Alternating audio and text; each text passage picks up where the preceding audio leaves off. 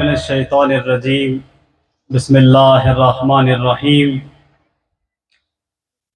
الحمدللہ رب العالمین والصلاة والسلام علی اشرف الانبیاء والمرسلین وعلی آلہ الطیبین الطاہرین المعصومین اما بعد قال اللہ تبارک و تعالی فی محکم کتابہ المجید والفرقانہ الحمید یا ایہا الذین آمنوا ان تنصروا اللہ ینصرکم ویثبت اقدامکم۔ صلوات پڑھ لیں محمد والے محمد کی نام۔ اللہ تعالیٰ کی بارگاہ میں دعا گو ہے کہ خداوند متعال جتنے بھی مومنین و مومنات، مسلمین و مسلمات اس دنیا میں سید الشہداء علیہ السلام کے غم میں سوگوار ہیں اور فرش عذاب بچھائے ہوئے ہیں، خداوند متعال ان تمام مومنین کی اور ان مجالس کی حفاظت فرمائے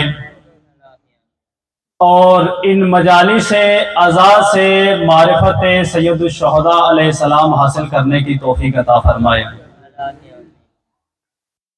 مومنین کرام، ایام عزا ہیں، ایام سوگ ہیں۔ ماہ محرم و سفر کے بارے میں کہا جاتا ہے کہ یہ وہ دو مہینے ہیں کہ جنہوں نے مردہ اسلام میں روح پھونکی ہے۔ ان دو مہینوں نے اسلام کو دوبارہ زندہ کیا ہے، اور اسی طرح اس مہینے میں مجالس برپا کرنے والے عزادار مومنین و مومنات کا بھی بہت بڑا مقام ذکر کیا گیا ہے۔ جیسے کہ خود سید الشہداء امام حسین علیہ السلام کا ایک قول نورانی ہے کہ جس مومن کی بھی آنکھ سے ہم اہل بیت کے لیے ایک آنسو ٹپکا، یا اس کی آنکھ ہمارے غم میں پرنم ہوئی، تو خداوند متعال اس مومن کو جنت الفردوس میں طویل زمانوں کے لیے جگہ دے دے گا۔ اسی طرح سے بہت روایات اور احادیث ہیں جس میں عزاداران سید الشہداء علیہ السلام کا ایک بہت بڑا مقام ذکر کیا گیا ہے۔ کسی جگہ تو کہا گیا ہے، خود جناب سیدہ سلام اللہ علیہا کا فرمانا ہے کہ جب مومنین و عزادار روز آخرت خداوند متعال کی بارگاہ میں حاضر ہوں گے تو میں خود ان کی شفاعت کی ذمہ داری لیتی ہوں۔ ہماری آج کی اس گفتگو میں یہ جاننا ہے کہ جب ایک مومن اور ایک عزادار کے لیے ائمہ معصومین علیہ السلام نے اتنا بڑا مقام مقرر فرمایا ہے، تو آخر صرف عزاداری اور مجلس کے بدلے میں ہی یہ مقام دیا جا رہا ہے کہ اس کے علاوہ بھی ایک عزادار سے کچھ مانگا جا رہا ہے؟ کچھ منٹ کی گفتگو اس کے بعد آپ کی زحمت تمام کروں گا۔ ایک مشہور جملہ سید الشہداء علیہ السلام کا آپ تمام مومنین نے سنا ہے، بارہا مجالس میں بیان بھی کیا جاتا ہے۔ آخری جملہ جو زبان مبارک سید الشہداء سے ادا ہوا، حل من ناصر ینصرنا۔ اب کوئی اس چیز سے انکار بھی نہیں کر سکتا کہ سید الشہداء کی زبان سے یہ جملہ ادا نہیں ہوا۔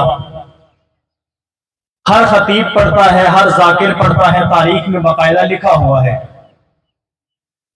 حل من ناصر ینصرنا کا مطلب یہ ہے کہ ہے کوئی میری مدد کرنے والا۔ اب یہاں پر سوال یہ اٹھتا ہے کہ خود جنت کے سردار ہیں، ماں جنت کی عورتوں کی سردار ہے، خاندان نبوت سے تعلق رکھتے ہیں، تو پھر ایک ایسے انسان کو جو چاہے تو پلک جھپتے ہی لشکر اشقیاء کو صاف کر سکتا ہے۔ میدان کربلا میں کھڑا بے یار و مددگار اور مومنین و مسلمین کے سامنے خطاب کر رہا ہے کہ حل من ناصر ینصرنا۔ اس کا جواب میں آپ کو قرآن کریم کی ایک آیت کے ذریعے دینا چاہوں گا۔ گفتگو کے آغاز میں قرآن کریم کی ایک آیت آپ کی خدمت سے تلاوت کی ہے۔ قرآن کریم میں اللہ تعالیٰ فرما رہا ہے کہ اے مومنو تم اللہ کی مدد کرو، اے مومنو تم اللہ کی مدد کرو، اللہ تمہاری مدد کرے گا اور تمہیں ثابت قدم رکھے گا۔ اب سوال یہ ہے کہ خالق کائنات ہے، زمین پر رہنے والی ہر مخلوق اس کی پیدا کی ہوئی ہے، ہر شے جس کے اندر حیات ہے خدا اس کا خالق ہے، اور خود پیدا کرنے کے بعد کہہ رہا ہے کہ تم خدا کی مدد کرو۔ سوال عاقلانہ ہے اور جواب بھی بڑا دلچسپ ہے اگر آپ مومنین ساتھ دیں تو۔ جواب کچھ اس طرح ہے کہ آدم سے لے کر خاتم الانبیاء تک اللہ تعالیٰ نے جتنی بھی تعلیمات بھیجی، جتنی بھی کتابیں بھیجی، ان سب کے بھیجنے کے بعد انسان سے اور مومن سے صرف اتنا تقاضا رہا ہے کہ اللہ کی طرف سے آئے ہوئے ہادی کی، اللہ کی طرف سے آئے ہوئے نبی کی اطاعت کرے، اور جو قوانین اللہ تعالیٰ نے انسان کے لیے بھیجے ہیں ان کی اطاعت کرے۔ صرف اتنا سا تقاضا خدا کی طرف سے رہا ہے۔ اب اطاعت کیوں کرے؟ کیونکہ اگر اللہ تعالیٰ کے بھیجے ہوئے رہنما کی پیروی کرے گا، اگر خدا کے بھیجے ہوئے قوانین کی پیروی کرے گا تو اس کا نتیجہ یہ نکلے گا کہ اس کی ساری زندگی احکام خدا کے سائے میں گزرے گی۔ مختصر کروں، وقت کم ہے۔ اب یہی مثال آپ لیں سید الشہداء امام حسین علیہ السلام کے زمانے میں۔ آواز بلند تر صلوات محمد و آل محمد۔ سید الشہداء موجود ہے، وقت کے امام موجود ہیں، اللہ کی طرف سے لوگوں پر مقرر کردہ ہادی موجود ہے، اور امام یزید کے خلاف نکلنے کے اسباب بیان کر رہے ہیں۔ جب امام نے یزید کے خلاف قیام کیا تو ہمیں پتہ تو ہونا چاہیے کہ کیوں قیام کیا۔ خود بھی شہید ہو گئے اور اپنے اہل و عیال کو بھی شہید کروا دیا، لیکن اس کے اسباب ہمیں پتہ ہونا چاہیے۔ خود حسین ابن علی فرما رہے ہیں کہ میں نے دیکھا کہ زمین پر لا الہ الا اللہ کا وجود خطرے میں تھا۔ میں نے دیکھا کہ زمین پر اللہ کے بھیجے ہوئے قوانین کی دھجیاں اڑائی جا رہی تھی۔ امام فرما رہے ہیں میں نے دیکھا کہ خدا کی طرف سے مقرر کردہ قوانین کو نظر انداز کیا جا رہا تھا، حلال خدا اور حرام خدا میں فرق نہیں کیا جا رہا تھا۔ امام فرما رہے ہیں کہ میں نے دیکھا ایک شرابی، ایک زانی اور ایک فاسق انسان مسلمانوں کا خلیفہ بن کر بیٹھ گیا ہے۔ اب ہادی موجود ہے اور ہادی کے کندھوں پر ذمہ داری ہے مومنین اور مسلمین کو صراط مستقیم دکھانے کی، اور امام فرما رہے ہیں جب میں نے دیکھا تو مجھ سے رہا نہیں گیا اور میں نے یزید کے خلاف قیام کیا۔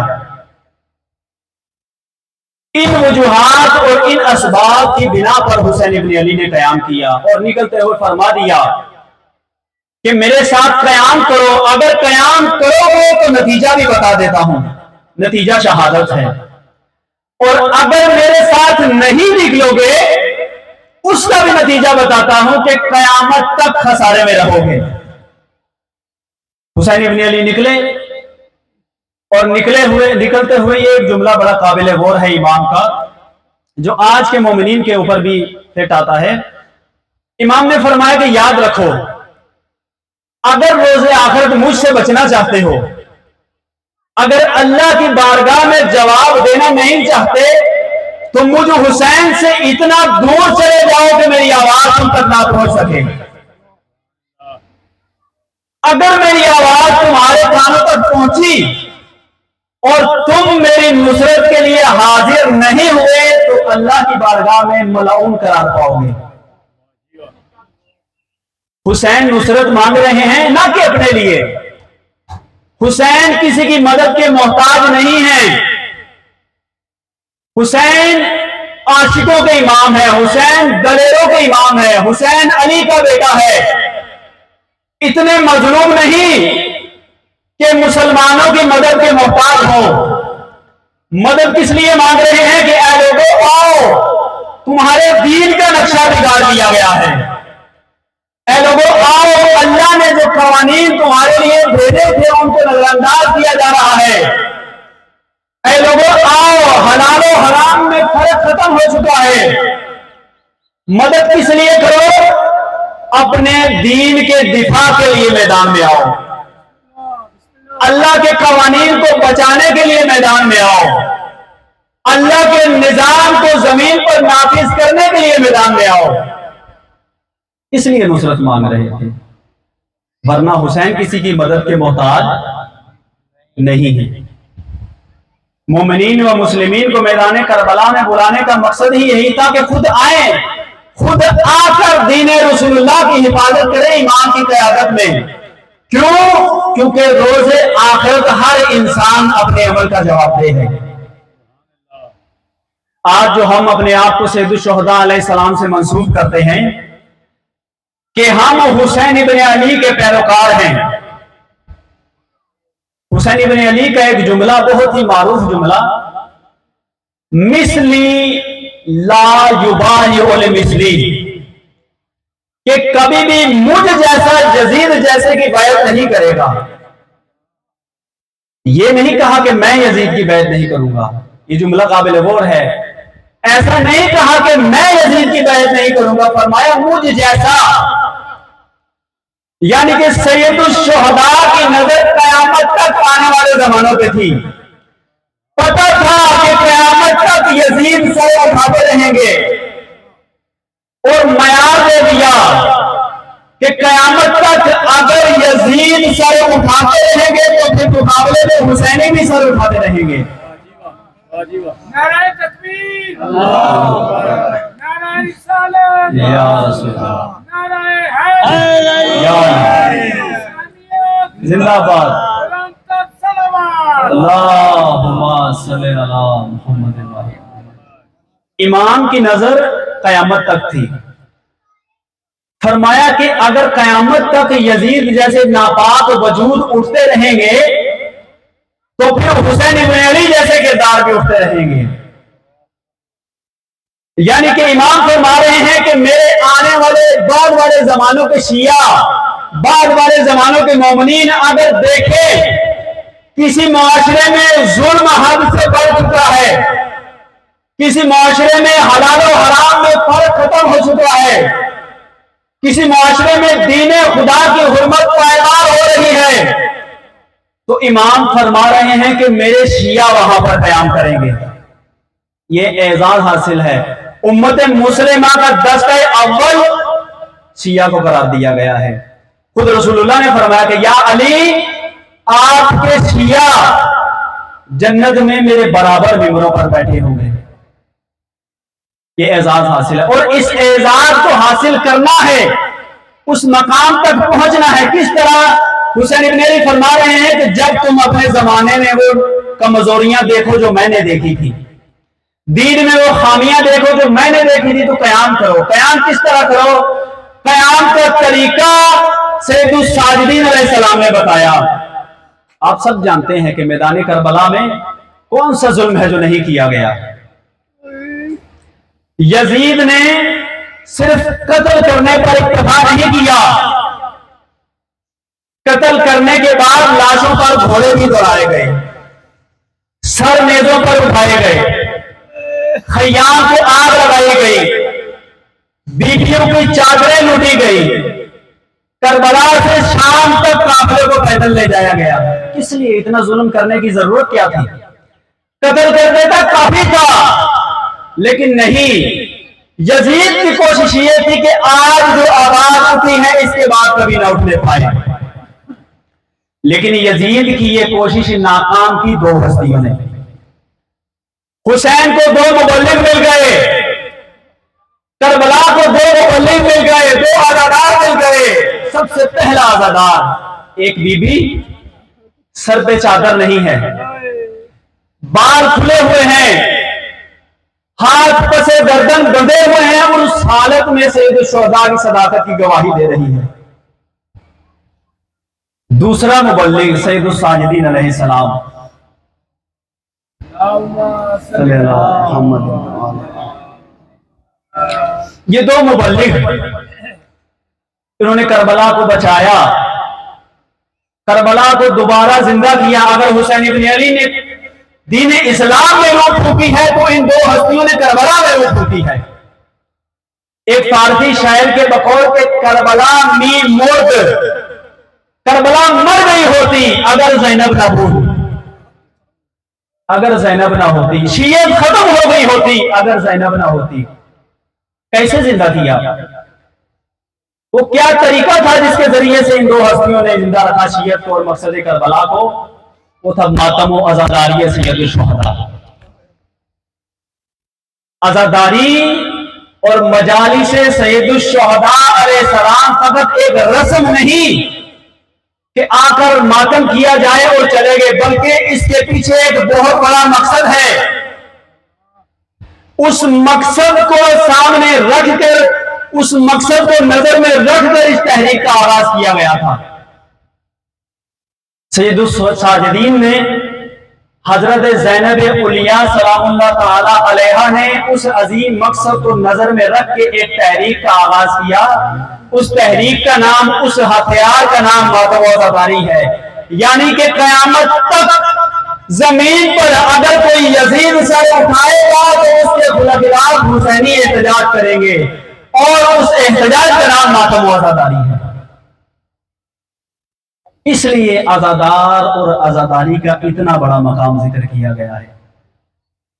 لیکن اگر اس مقصد کو، اس ہدف کو نظر میں نہ رکھا جائے، اجر تو بہت ہے اس عمل کا، ثواب بہت ہے، لیکن جو روح عزاداری ہے وہ حاصل نہیں ہوتی، جو عزاداری کا ہدف ہے وہ حاصل نہیں ہوتا. دو جملے مصائب کے آپ کی زحمت تمام کروں گا. اس مقصد کو جو سب سے زیادہ باوفا اور اطاعت گزار کردار ملا میدان کربلا میں، اس سے بڑا اطاعت و فرما برداری کا نمونہ نہیں ملتا. وہ ذات اقدس عباس علمدار علیہ السلام ہے. عباس علیہ السلام کی نگاہ میں سید الشہداء کا ادب کتنا تھا آپ کو بتاؤں کہ غازی عباس کی نگاہ میں مولا حسین علیہ السلام کا ادب اتنا تھا، کبھی بھی آنکھ سے آنکھ ملا کر امام سے بات نہیں کی تھی. اتنا فرما بردار نمونہ. لیکن میدان کربلا میں ایک دن ایسا بھی آیا کہ جب مولا عباس اذن شہادت مانگنے گئے امام سے. وہ واحد دن تھا حسین ابن علی کی زندگی کا کہ جس دن عباس نے آنکھ سے آنکھ ملا کر امام حسین علیہ السلام سے گفتگو کی. کس لیے؟ کیونکہ عباس کی جان بدن میں ٹک نہیں رہی تھی. قربان ہونے کے لیے، مولا حسین پر فدا ہونے کے لیے عباس کی جان بدن میں ٹک نہیں رہی تھی. امام نے جب یہ جملہ سنا تو کہا، اے عباس، میں تمہیں اذن شہادت تو دے دوں، لیکن ذرا خیام کی طرف نظر دوڑا دو. خیام میں بچے پیاسے ہیں، کافی دنوں سے پانی کا انتظار کر رہے ہیں. مولا عباس خیام کی طرف جاتے ہیں. کیا قیامت خیز منظر دیکھتے ہیں کہ ایک چھوٹی سی بچی اپنے ساتھ چند بچوں کو لے کے ایک کاسا ہاتھ میں اٹھا کے ایک خیمے سے دوسرے خیمے میں دوڑ رہی ہے، دوسرے خیمے سے تیسرے خیمے میں دوڑ رہی ہے کہ یہاں سے پانی ملے گا، اے بچوں کو یہاں سے پانی ملے گا. عباس سے منظر دیکھتے ہیں تو جہاد کا ارادہ ترک کر دیتے ہیں، مشکیزہ اٹھاتے ہیں اور طرف نہر فرات کی طرف چل دیتے ہیں۔ جب سکینہ یہ منظر دیکھتی ہے تو کہتی ہے کہ اے بچوں، ابھی تک تو میں تمہیں دلاسا دے رہی تھی، لیکن ابھی وعدہ کرتی ہوں کہ پانی آ جائے گا، کیونکہ ابھی میرا چچا عباس پانی لینے جا رہا ہے۔ عباس گھوڑے پر بیٹھتے ہیں، گھوڑے کو ایڑ لگاتے ہیں اور خود کو نہر فرات تک پہنچا دیتے ہیں۔ نہر میں اتر کر عباس کا گلا پیاسا ہے، خود بھی پیاسے ہیں، گلا خشک ہے، پانی ہاتھوں میں اٹھاتے ہیں اور پانی پینے کے لیے ہونٹوں کے قریب لاتے ہیں اور پانی میں اپنا عکس دیکھ کر کہتے ہیں کہ نفس عباس، ابھی تک حسین نے پانی نہیں پیا ہے، ابھی تک تیرا مولا پیاسا ہے۔ یہ کہتے ہوئے عباس پانی کو زمین پر گرا دیتے ہیں، مشکیزہ بھرتے ہیں اور دوبارہ گھوڑے پر سوار ہوتے ہیں۔ اب ارادہ ہے علی کے بیٹے کا کہ یہ پانی کسی طرح خیام تک پہنچ جائے۔ پانی لے کر خیام کی طرف بڑھتے ہیں۔ جب یہ منظر عمر سعد نے دیکھا تو لشکر اشعیاء سے کہتا ہے کہ لینو، دیکھنا کہیں پانی خیام تک نہ پہنچ جائے، اگر یہ پانی خیام تک پہنچ گیا تو حسین و عباس کا مقابلہ نہ کر سکو گے۔ مومنین کرام، لینوں نے عباس بن علی کے گرد گھیرا ڈالا اور گھیر کر ہر ایک کی کوشش یہ تھی کہ کسی طرح سے عباس کو گھوڑے سے گرا دے، لیکن ہر کوشش ناکام جا رہی تھی۔ ایک لائن آگے بڑھتا ہے اور آگے بڑھ کر تلوار سے عباس کے دائیں بازو پر وار کرتا ہے۔ مومنوں، عباس کا دایاں بازو گرم ہو گیا، مشکیزے کا گرنا تھا کہ عباس فوراً مشکیزے کو بائیں بازو میں اٹھا لیتے ہیں اور دوبارہ خیمے کی طرف دوڑنا شروع کرتے ہیں۔ ایک لائن دوبارہ آتا ہے اور بائیں بازو پر وار کرتا ہے، بائیں بازو کا گرنا تھا کہ عباس فوراً مشکیزے کو ٹانکوں میں اٹھا لیتے ہیں اور گھوڑا دوبارہ خیام کی طرف دوڑانا شروع کرتے ہیں۔ اس منظر کو دیکھ کر عمر سعد کہتا ہے کہ اپنی روش بدلو، عباس کو نہیں بلکہ پانی کو نشانہ بناؤ۔ ایک لائن تیر کمان میں حمایت کرتا ہے اور تیر کھینچ کر کمان کی طرف پھینک دیتا ہے۔ تیر کا لگنا تھا کہ پانی زمین پر بہہ گیا اور عباس بن علی کا گھوڑا رک گیا۔ مومنوں، علی کا بیٹا ارادہ کرتا ہے، ارادہ کیا کرتا ہے کہ اب جنگ کی جائے۔ میں کہوں گا جنگ کیسے کی جائے؟ جنگ تو بازوؤں سے کی جاتی ہے، شمشیر کو بازو میں لے کر، نیزے کو بازو میں لے کر جنگ کی جاتی ہے، لیکن علی کے بیٹے کے تو بازو ہی نہیں ہے۔ مولا عباس کسی بھی طریقے سے ٹانگوں سے یا سر سے ان لائنوں سے لڑنے کی کوشش کرتے ہیں۔ اچانک پیچھے سے ایک گرز عباس کے سر پر لگتی ہے اور اچانک صدا بلند ہوتی ہے، الیہ الیہ یا مولا۔ یہ صدا بلند ہونی تھی کہ مولا حسین نے اٹھ کے لاٹھے عباس کی طرف آنے کی کوشش کی، لیکن اٹھ نہ سکے۔ صدا بلند ہوتی ہے، اے بھائی عباس، تیری شہادت نے میری کمر توڑ دی۔ مومنوں، حسین بہت لاشوں کو کربلا سے گھوڑے پر اٹھا کر لائے تھے، لیکن یہ واحد لاشا تھا کہ جس کی طرف پیدل چل کر گئے اور جا کر عباس کا سر اپنی گود میں لیتے ہیں۔ گود میں رکھتے ہوئے عباس کو کہتے ہیں کہ عباس اٹھو، تمہیں خیام کی طرف لے چلتا ہوں۔ مولا عباس فرماتے ہیں کہ مولا کس منہ سے جاؤں گا؟ میں تو پانی لینے آیا تھا، لیکن پانی لے کر واپس نہ جا سکا۔ مومنوں، مولا حسین پیر کی گفتگو کر رہے تھے کہ عباس کی روح پرواز کر گئی۔ امام ایک ہاتھ میں نیزہ تھماتے ہیں، ایک ہاتھ میں علم تھماتے ہیں اور خیموں کی طرف بڑھنا شروع کرتے ہیں۔ خیمے میں آ کر فرماتے ہیں کہ اے بیٹیوں، اب اپنے پردے کی حفاظت خود کرنا۔